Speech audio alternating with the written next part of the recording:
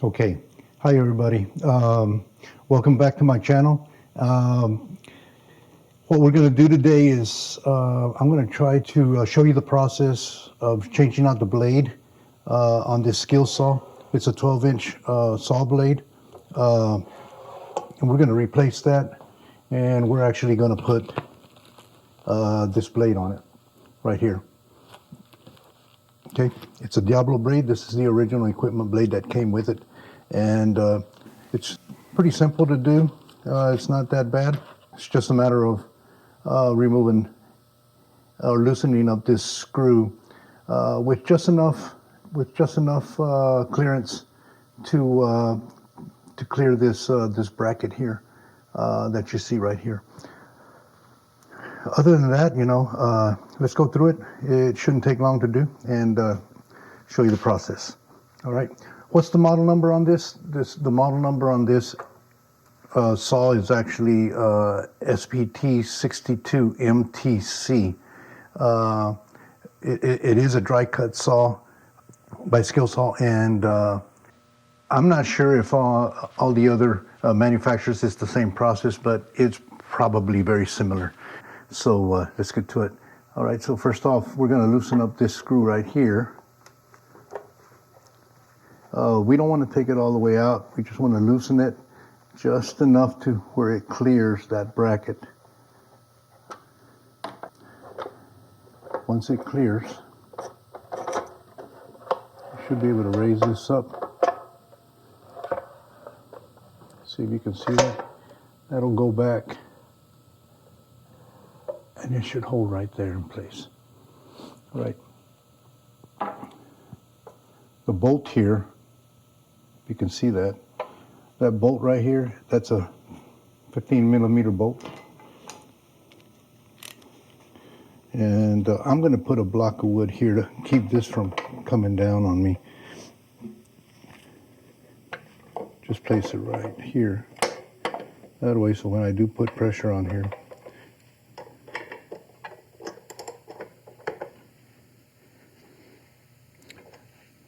and if you notice when I was turning this, the blade wants to continue spinning.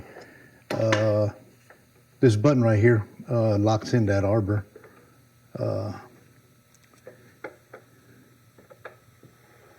You'll feel it lock, which is right there. Okay, once you have it in place, should be able to loosen it up, because this is going to hold it in position here.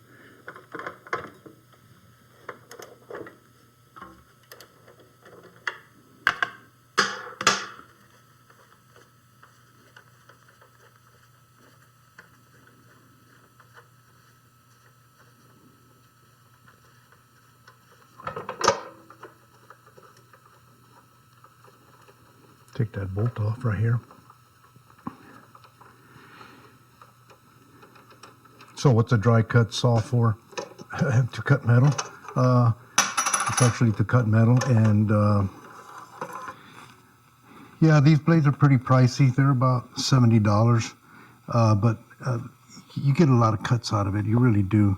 So it's well worth the investment. I do have an abrasive saw. Cut-off saw, and it works just fine. It cuts nice. There's nothing wrong with it.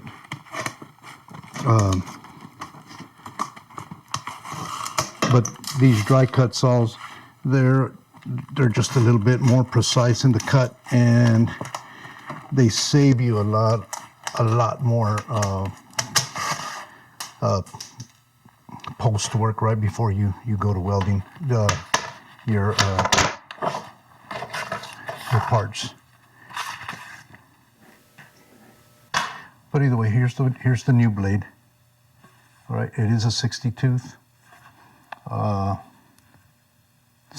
blade, and quite simply, let me take my glove off here. Just slide it in place there, make sure it's in place there. that in place here, that washer.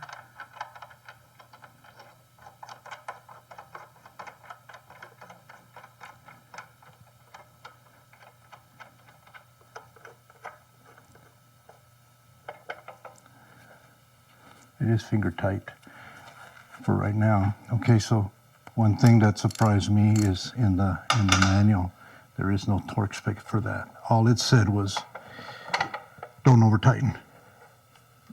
That's all it basically said. So again, I got to get it to lock. There it is right there. Once it locks, we're just going to tighten it up.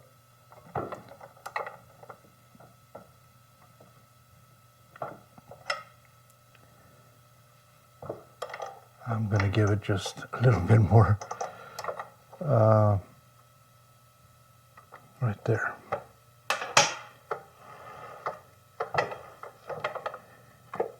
So we gotta put this back.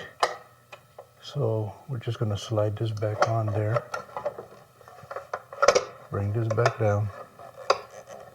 Try to do this to where you guys can see. Okay, so now that bracket fell right back in position there, and then all we're going to do is we're going to tighten this screw up here.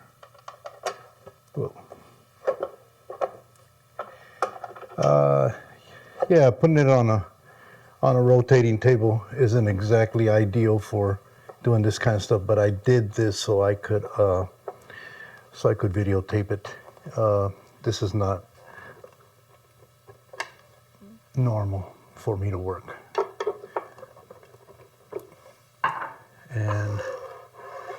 And that's it. Pretty simple. Okay, so that's it. That's straight and to the point. So quite easy to do. Anyway, thank you for watching, and please support my channel, and we'll see you on the next video. Bye-bye.